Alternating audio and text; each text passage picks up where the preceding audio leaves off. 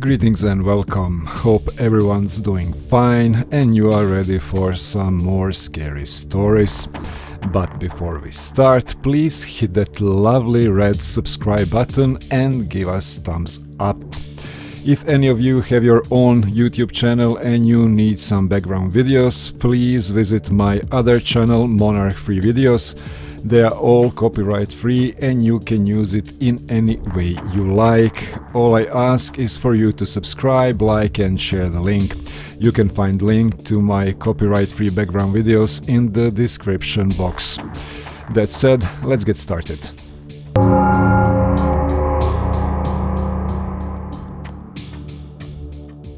Okay, so my dad has always been that type of guy who doesn't believe anything unless he witnessed it for himself. He's a pretty macho guy and isn't into all that fairy tale and ghost nonsense. Yet that all changed for him one day. It was about 2:30 in the afternoon when my dad came home. He works the night shift at the old El Reno prison. He says it's a pretty laid-back job for most part. He'll usually drive around the prison in one of the guard trucks or keep watch in the tower. But one night he was sent to do a sweep of the chapel, as to make sure no one was in there who wasn't supposed to be. His boss, let's call him Jack, told him to come back and check it with him after had done so. My dad walked through the yard out of the chapel. As soon as he walked in, he said he felt just a wave of nervousness come over him. He flicked on the old lights and walked in and began to check all around the room.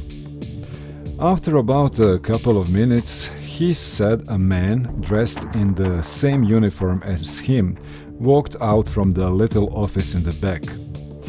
My dad asked the man if he was already doing the sweep of the chapel, and the man replied, "Yes, I'll take it from here." So, confused as to why he was sent out there to check the chapel, my dad just gave a little, "Oh, okay, I'll let the Jack know." My dad returned to his boss about 15 minutes after he had sent him. Jack looked at him and asked, "How did you get it done so fast? You couldn't have possibly checked that whole place in such a short amount of time." "Another guard's already in there, said he'd check it," my dad said. And I guess Jack didn't think anything of it. As long as the chapel was checked, everything was fine with him. Well, this is where it gets creepy. About 3 days later, my dad said he was walking down the halls of the prison and stopped to look at a display case of old photos of the guards in the past. As he was browsing the photos, he said his heart sank and his blood froze. One of the photos he came across was that very same guard he had encountered in the chapel. Only this guard was dead. Apparently, about 4 years before my dad started working there, a riot had broken out in the chapel and a guard was stabbed to death. And that guard was the same man my dad saw in the old chapel. 12 years of working there, not once he heard about the riot until now. I don't know if they just don't talk about it, scared it might run off some newbies, or if it's just something a lot of them had forgot about. All I can say is, my dad is now a firm believer in the paranormal, and not once has he ever gone back into the creepy chapel.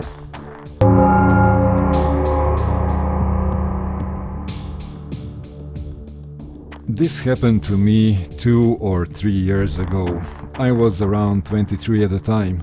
I'm a female and I live in Romania. One night I was coming home from class at around 11 p.m. I had to take the subway for about 12 stops. The destination I had to get off at was at the end of the line for the subway. At that time, there wouldn't be many people in the subway. I'm a pretty lonely person. All I need is my headset and my music, and I'm good to go. Said and done, I plugged in my music. I picked the furthest chair in the subway, away from only 2 other people that were taking the subway with me at the time. So far, so good. Until I saw with the corner of my eyes a silhouette approaching me and sitting right next to me. It was a man, fairly built, dark hair, wearing glasses, a black shirt with a black hoodie, and sickening smile. He doesn't engage in talk with me, but would just stare at my phone as I would browse through my music.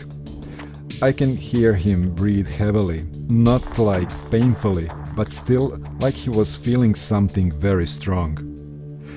I feel uneasy, so I decided to change my seat and go even further behind, trying to avoid him without looking like a freak myself. I don't know to whom, there was just another person with us the whole way. I guess that scared me even more. I picked a new chair, sat down, plugged my headset again and proceed with the remaining 6 of 12 stops on my way home. I see the silhouette growing bigger and bigger and a breeze running on my skin as I realize the guy is again sitting right next to me, glancing in mid-air, dead eyes, big smile, staring right into my phone. I panic. There are still 4 stops to go. I have nowhere to hide. I look after the other person in the subway trying to sit next to her, thinking that strength comes in numbers. She's no longer there.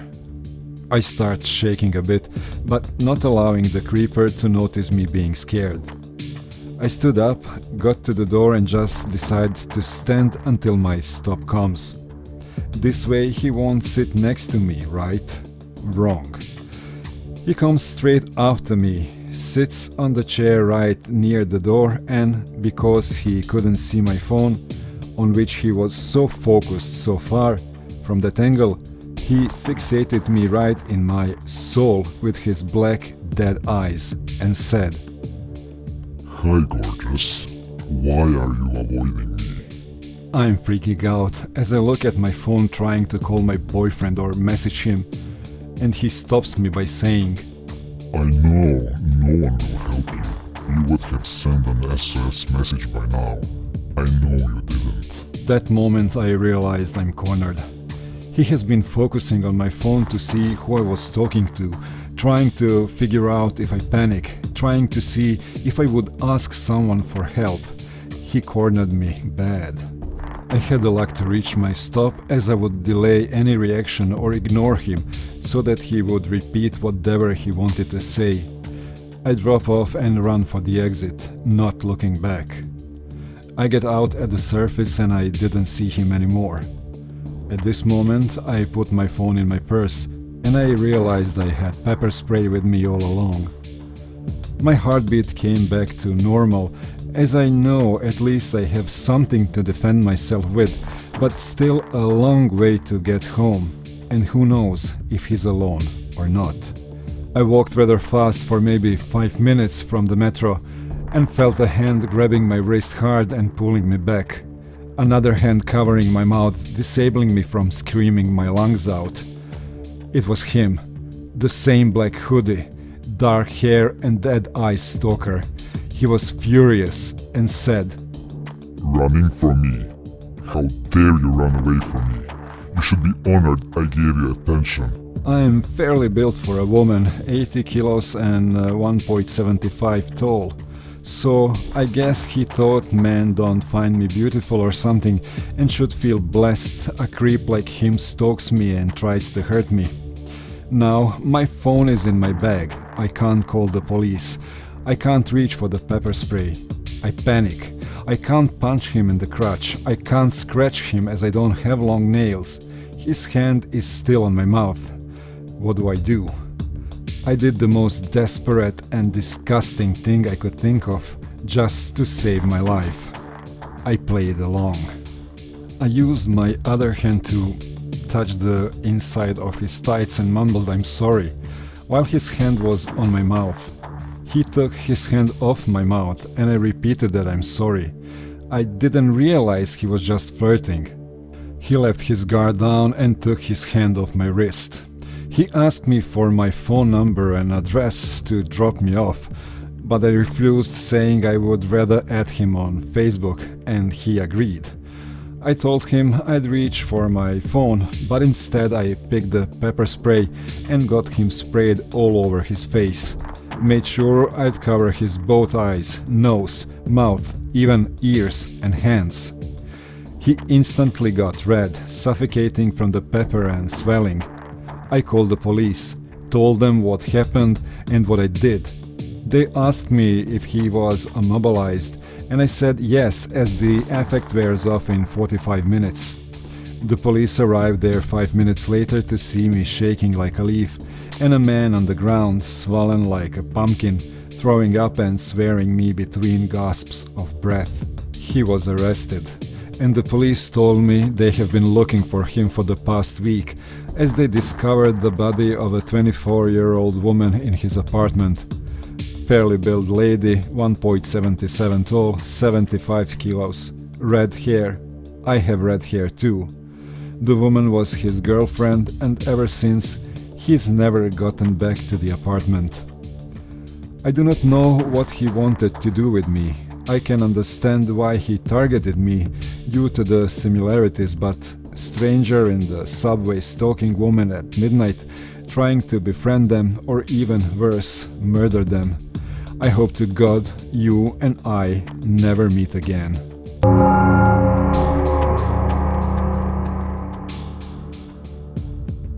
I have had a lot of weird, unusual, or just downright creepy instances happened in my everyday life for as long as I can remember. It's not just me either. Several members of my family have shared some scary stories with one another down the years. What I'm about to tell you is a completely unexplained mystery that happened to my dad in 1980, when he was 18, and it involves a night out with his best friend and their girlfriends at the time, whose relationships didn't last long. It may not seem relevant, but the event in this story are one of the reasons for that. My dad grew up in the Manchester, England in 1970s. As my dad was looking for a job and balancing university, he had a night out every Friday and Saturday night, usually with his friend, who I'll call Wayne for privacy reasons. Despite my dad's thirst for alcohol, he never used drugs or smoked weed, even though his friends did. Wayne, my dad, and their girlfriends at the time arrived at the nightclub in Manchester, England on Friday night. None of the four were intoxicated yet, so the eagerness to get hammered kicked in. My dad bought the round of drinks, but before he could take a sip, he was busting to use the restroom, so he handed over the drinks to his friend and girlfriends, while he went to use the John. The club was not busy yet, as it was only 11 p.m., so the line for the toilet was very small. Security guards kept an eye on drug users and people falling asleep, or being simply too drunk or wanting to fight in the bathroom. My dad did his business within a couple of minutes, and after washing his hands, opened the door back to the dance floor to a pit in his stomach. The last song of the night was playing. This song played every night at the club to signal it was the last call. My dad couldn't piece together what was going on. How could the last song of the night be playing? He asked the bartender for the time, and the bartender's watch was 5 minutes to 2 a.m. Stunned, my dad couldn't understand how a bathroom break for a couple of minutes went by over 4 hours. He was slapped hard in the face by his then girlfriend, accusing him of leaving the club to be with another woman. Even my dad's friend Wayne has a smirk on his face, eagerly awaiting to hear who the girl was. My dad was not amused, and he was extremely angry, not understanding what was going on. Was the whole club playing a joke on him? Did he fall asleep in the club? Wait, the security would have thrown him out if he was asleep. He couldn't process what was going on. He went home and took 3 shots of vodka, trying to calm down. To this day, my dad cannot figure out what happened that night, and 39 years later he still swears to this day he was sober that night at club. Months after that night, he met my mom in the same nightclub. his first time back. Question will surrender the night at the club seemingly forever. Was my dad abducted by aliens? Was he thrown into another dimension? Or did someone drug him and then bring him back to the club? Well, we'll probably never even know what really happened. But if something did, I'm glad my dad doesn't remember it.